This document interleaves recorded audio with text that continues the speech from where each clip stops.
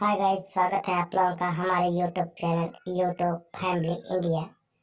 आइए आप लोगों के लिए जीके के इम्पोर्टेंट क्वेश्चंस जो लेके आए हैं हर एग्जाम में पूछे जाने वाले महान क्वेश्चंस।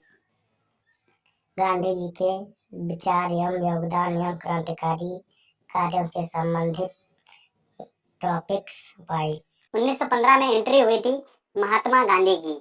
गांधी जी अफ्रीका से लौटे थे वकालत करके, और अफ्रीका में इन्होंने समय गुजारा था 21 साल।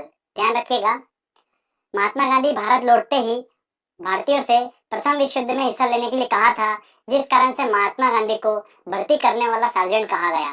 महात्मा गांधी को ब्रिटिश सरकार द्वारा केसर ए हिंद की उपाधि से सम्मानित किया गया था, और महात्मा गांधी ने यह उपाधि, ध्यान रखिएगा, असहयोग आंदोलन जो आगे हम डिस्कस करेंगे, असहयोग आंदोलन के बाद ये उपाधि उन्होंने त्याग दी थी। तो आगे मैं आपको बताऊंगा कि असहयोग आंदोलन कब उन्होंने स्टार्ट करा था, क्या था, वो आगे हम समझेंगे। तो ये 1915 की बात थी जब गांधी जी अफ्रीका से लौटे थे, तो उनकी कुछ इंपॉर्टेंट बातें। उसके बाद 1917 में गांधी जी के आंदोलन प्रारंभ हो गए थे, और गांधी जी ने लगातार 3 आंदोलन करे और तीनों आंदोलन सक्सेसफुल रहे। कौन कौन से आंदोलन थे दोस्तों, ध्यान से सुनिए, एग्जाम में पूछे जाते हैं। गांधी जी ने अपना सबसे पहला आंदोलन करा था बिहार के चंपारण जिले में। नील की खेती पर लगने वाले टैक्स के विरोध में इन्होंने आंदोलन करा था। दूसरा आंदोलन करा था गुजरात के खेड़ा जिले में, कर नहीं आंदोलन चलाया था। और तीसरा आंदोलन इन्होंने अहमदाबाद में करा था, मजदूरों के साथ सफल भूख हड़ताल करी थी। और ये लगातार तीनों आंदोलन गांधी जी के सक्सेसफुल रहे थे, जिससे ब्रिटिश सरकार जो थी वो दबाव में आ गई थी, और ब्रिटिश सरकार ने रोलेट एक्ट पारित करने का निर्णय ले लिया। चलिए आगे बात करते हैं, रोलेट एक्ट क्या है। अब बारी आती है 1919 की। तो 19 मार्च 1919 को ब्रिटिश सरकार ने रोलेट एक्ट पारित कर दिया। अब बात आती है रोलेट एक्ट क्या था। तो ये एक ऐसा कानून बनाया था ब्रिटिश सरकार ने, जिससे कि किसी भी संदेहपद आदमी को ये गिरफ्तार कर सकते थे डायरेक्टली, किसी बिना किसी जांच के।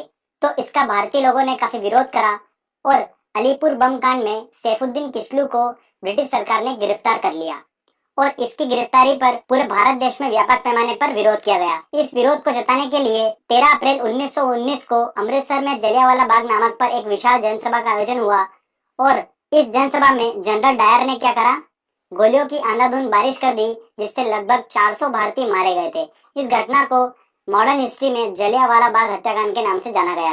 इस घटना के बाद रविन्द्रनाथ टैगोर ने सर की उपाधि त्याग दी थी, और इस घटना के समय वायसराय कौन थे भारत के, लॉर्ड चेम्सफोर्ड थे। तो ये इंपॉर्टेंट क्वेश्चन है, एग्जाम में पूछा जाता है। 19 अक्टूबर 1919 को एक कमीशन बैठा था, जो कि इस घटना की जांच करने के लिए नियुक्त हुआ। इस कमीशन को क्या बोला गया, हंटर कमीशन बोला गया। तो वेरी इंपॉर्टेंट है, ध्यान रखिएगा। 19 अक्टूबर 1919 की जो डेट है, ये खिलाफत दिवस के रूप में मनाई जाती है, जानी जाती है। ठीक है, तो ये भी एग्जाम में बनता है। अब बारी आती है 1920 की। 1 अगस्त 1920 को महात्मा गांधी ने असहयोग आंदोलन प्रारंभ करा, लेकिन 5 फरवरी 1922 को गोरखपुर के चोरी चौरा हत्याकांड के बाद यह आंदोलन स्थगित करना पड़ा उनको।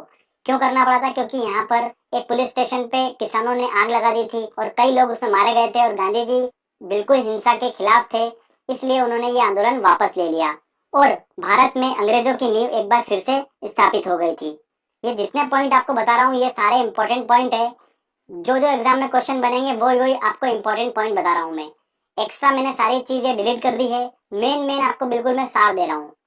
अब दोस्तों हम बात करते हैं 1923 की। 1923 में इलाहाबाद में मोतीलाल नेहरू और चित्तरंजन दास ने मिलकर स्वराज पार्टी का निर्माण करा। इसका मुख्य उद्देश्य क्या था, भारत में संविधान बनाना इसका मुख्य उद्देश्य था। अब बात करते हैं 1924 की। 1924 में कांग्रेस का एक अधिवेशन आया, कर्नाटक के बेलगांव में हुआ था। कहाँ पर हुआ था यह अधिवेशन, कर्नाटक के बेलगांव में हुआ था, और इसकी अध्यक्षता करी थी किसने, महात्मा गांधी ने। दोस्तों ध्यान रखिएगा, महात्मा गांधी को कांग्रेस अधिवेशन का पहली बार और अंतिम बार अध्यक्ष नियुक्त किया गया था, और महात्मा गांधी ने स्वराज पार्टी की मांगों का समर्थन करा था, जो कि मोतीलाल नेहरू और चित्तरंजन दास ने जो बनाई थी उसका समर्थन इन्होंने करा था महात्मा गांधी ने। उसके बाद हम बात करते हैं 1926 की। एक पॉइंट है इंपॉर्टेंट, ध्यान रखिएगा, अखिल भारतीय महिला संघ की स्थापना हुई थी कब, 1926 में। अब दोस्तों हम बात करते हैं 1927 की। 1927 में साइमन कमीशन की नियुक्ति की गई, और इसने 3 फरवरी 1928 को भारत में प्रवेश किया। इसके सभी सदस्य अंग्रेज होने के कारण इसका व्यापक पैमाने पर विरोध किया गया, और पूरे भारत देश में साइमन कमीशन वापस जाओ के नारे लगे थे। और इसका सबसे ज्यादा विरोध किसने करा था, लाला लाजपत राय ने करा था, जिस कारण से इन्हें लाठियों का प्रहार झेलना पड़ा था, और इनकी लाठियों का प्रहार झेलते हुए इनकी मृत्यु हो गई थी। तो ध्यान रखिएगा किसकी मृत्यु हो गई थी लाठियों के प्रहार से? लाला लाजपत राय की मृत्यु हो गई थी। ये एग्जाम में क्वेश्चंस पूछे जाते हैं। एक इंपॉर्टेंट पॉइंट नोट डाउन करिएगा, 1927 में बटलर कमेटी की स्थापना हुई थी। इसका मुख्य उद्देश्य क्या था? सरकार और राज्यों के बीच में संबंधों में सुधार करना। तो ये एग्जाम में पूछ लिया जाता है, इसलिए मैंने आपको एक स्पेशल बता दिया नोट करके।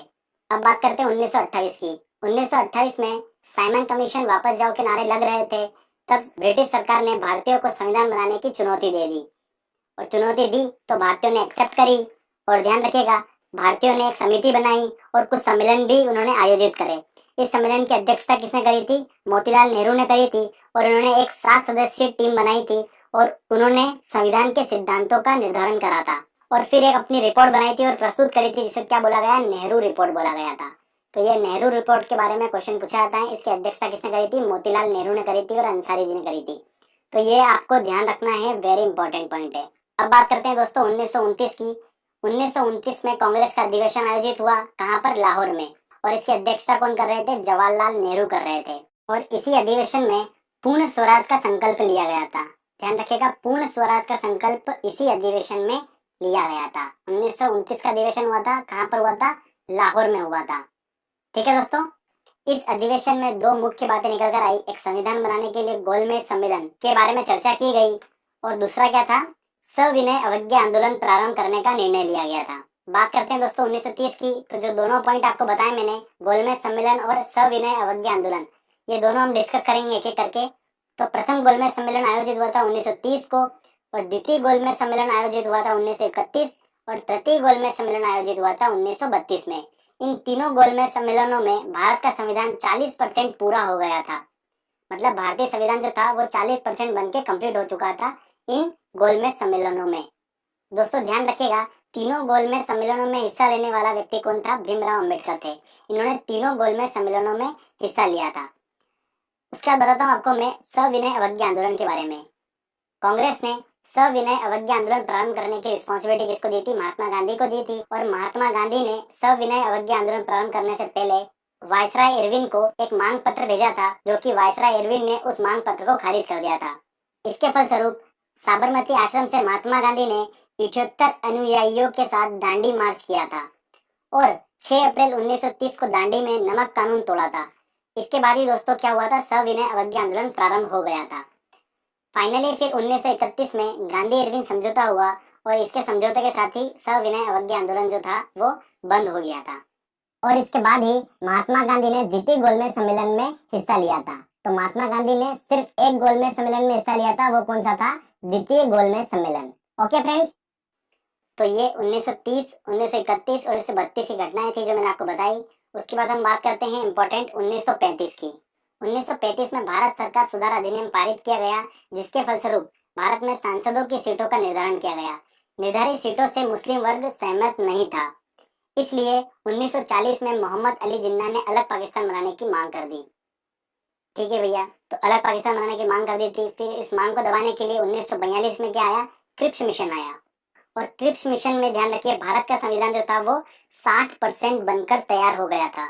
और इस समय भारत का वायसराय कौन था? लॉर्ड लिनलिथगो थे। ये एग्जाम में क्वेश्चन पूछा जाता है।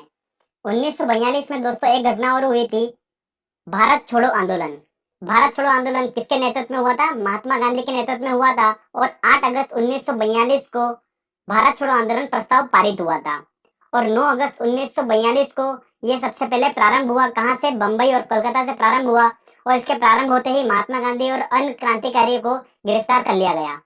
भारत छोड़ो आंदोलन का उद्देश्य क्या था? अंग्रेजों को भारत छोड़ने पर मजबूर करना। और क्रिप्स मिशन के आने के साथ ही ये आंदोलन बंद हो गया था। उसके बाद हम बात करते हैं 1946 की। 1946 में कैबिनेट मिशन हुआ। इस कैबिनेट मिशन के अंतर्गत भारत का संविधान बनकर तैयार हो गया था। पूरा 100% भारत का संविधान यहाँ पर बन गया था। 1947 में भारत में लॉर्ड माउंटबेटन आए और उन्होंने माउंटबेटन योजना भारत के सामने रखी, जिसके अनुसार भारत और पाकिस्तान दो अलग देश बना दिए गए और भारत पाकिस्तान के बीच में एक रेखा निर्धारित करी गई, जिसे क्या बोला गया? रेड क्लिफ रेखा बोला गया। इस प्रकार कई वर्षों की गुलामी के बाद 15 अगस्त 1947 को फाइनली भारत देश स्वतंत्र हो गया और इसका संविधान 26 जनवरी 1950 को लागू कर दिया गया। ठीक है फ्रेंड्स, तो यहाँ पर ये स्टोरी थी पूरी। 1857 से जब भारत में आजादी की चिंगारी लगी थी, तब से लेकर 15 अगस्त 1947 तक की ये स्टोरी थी। ये पूरी हमने स्टेप बाय स्टेप हमने कंप्लीट करी है। उदारवादी चरण, उग्रवादी चरण और गांधी युग, इस प्रकार से हमने तीनों पार्ट को डिस्कस करके मॉडर्न हिस्ट्री कंप्लीट कर ली है। जितने मैंने आपको पॉइंट बताए हैं, ये पॉइंट आपको बिल्कुल दिमाग में रखना है, इन्हीं में से क्वेश्चंस निकल कर आते हैं। चलिए मैं आपको कुछ थोड़े से इंपॉर्टेंट पॉइंट बता देता हूँ गांधी युग के। देखिए, पहला पॉइंट है 1919-1920 में अली बंधुओं ने, अभी अली बंधु कौन थे? मोहम्मद अली और शौकत अली, ये दोनों थे अली बंधु। इन्होंने तुर्की के खलीफा के समर्थन में और अंग्रेजों के विरोध में खिलाफत आंदोलन प्रारंभ किया था, और इस आंदोलन का अध्यक्ष कौन थे? महात्मा गांधी को नियुक्त किया था। क्योंकि महात्मा गांधी इसके अध्यक्ष नियुक्त हुए थे, इसलिए इससे क्वेश्चंस बन सकता है कि खिलाफत आंदोलन के अध्यक्ष कौन थे? तो वो कौन थे? महात्मा गांधी थे। अगला पॉइंट है, महात्मा गांधी के गुरु का नाम क्या था? गोपाल कृष्ण गोखले था। तो आपको ये ध्यान रखना है। और गोपाल कृष्ण गोखले जो थे, इनके गुरु का नाम क्या था? महादेव गोविंद रनाडे था। स्वतंत्र भारत के पहले गवर्नर जो थे, वो कौन थे? राजगोपालाचारी थे। सी राजगोपालाचारी। फिनिक्स फर्म की स्थापना किसने करी थी? महात्मा गांधी ने ही करी थी। अगला पॉइंट ध्यान से देखिए दोस्तों, HSRA। अब ये HSRA क्या है? देखिए, हिंदुस्तान सोशलिस्ट रिपब्लिकन एसोसिएशन, इसका मतलब ये है। और इसकी स्थापना किसने करी थी? चंद्रशेखर आजाद ने करी थी। कहां पर? दिल्ली में 1928 में करी थी। ठीक है। एक इंपॉर्टेंट पॉइंट ध्यान रखिए इसके बारे में कि साइमन कमीशन के विरोध के समय लाल लाजपत राय पर लाठियों से प्रहार करने वाले सहायक पुलिस अधीक्षक जो सैंडर्स थे, उनकी 30 अक्टूबर 1928 को भगत सिंह, चंद्रशेखर आजाद और राजगुरु द्वारा हत्या कर दी गई थी। ठीक है। और ये किसकी गतिविधि थी? ये HSRA की ही गतिविधि थी। और हिंदुस्तान रिपब्लिक एसोसिएशन के दो सदस्य भगत सिंह और बटुकेश्वर दत्त ने 8 अप्रैल 1929 को केंद्रीय विधानमंडल में बहस के दौरान बम फेंका था। और इस बम को फेंकते समय भगत सिंह ने पहली बार इंकलाब जिंदाबाद का नारा दिया था। तो इंकलाब जिंदाबाद का नारा किसने दिया था? भगत सिंह ने दिया था। तो ये ध्यान रखिएगा, ये इंपॉर्टेंट कुछ पॉइंट्स थे जो बच रहे थे, मैंने आपको बता दिए हैं। एक इंपॉर्टेंट बात आपको बताने जा रहा हूँ, जिसने ये वीडियो यहाँ तक देखा होगा उसी को ये बात मिल पाएगी। तो जो भी सुन रहे हैं ध्यान से सुनिए। मैंने किस तरीके से इस मॉडर्न हिस्ट्री को याद करा था, वो आपको मैं फंडा बताने वाला हूँ। देखिए दोस्तों, हिस्ट्री ऐसा टॉपिक है, इसको कोई ट्रिक से या किसी से याद नहीं कर सकते अपन, कि अपन को ये शायद 2-3 वर्ड है जिससे पूरी हिस्ट्री याद हो जाएगी, नहीं होगी बिल्कुल भी। मैंने भी काफी कोशिश करी थी इसकी बनाने की, बट इसका एक रिजल्ट मेरे सामने निकल कर आया था। मैंने इसको कैसे याद करा था? डेली बेसिस पे मैं क्या करता था, इसको पूरी हिस्ट्री को अपने से बोलने का प्रयास करता था। तो दोस्तों आप भी क्या करिए, इस टॉपिक को अच्छे से समझिए, इस वीडियो के माध्यम से इसको समझिए और कांच के सामने खड़े होकर प्रेजेंटेशन देने का प्रयास करिए। मतलब खुद बोलने का प्रयास करिए कि मॉडर्न हिस्ट्री यहाँ से स्टार्ट होती है, उसके बाद ये हुआ था, उसके बाद ये हुआ था, फिर साइमन कमीशन आया, फिर उसके बाद गोलमेज सम्मेलन हुआ। ये ऐसा करके आप क्या करिए, प्रैक्टिस करिए, बार बार खुद बोलिए। बोलने से क्या होगा, आपके दिमाग में सेट हो जाएगा। और एक बार आपके दिमाग में सेट हो गया, फिर आप मॉडर्न हिस्ट्री कभी नहीं भूल पाएंगे। और इस टॉपिक से क्वेश्चन एग्जाम में बनता ही बनता है। दोस्तों जैसा तरीका मैं आपको बता रहा हूँ वैसा तरीका अपनाइए, 100% आपको ये thanks for watching my video. ऐसी ही वीडियो देखने के लिए हमारे चैनल को लाइक करें और सब्सक्राइब करें और दोस्तों के साथ शेयर करें।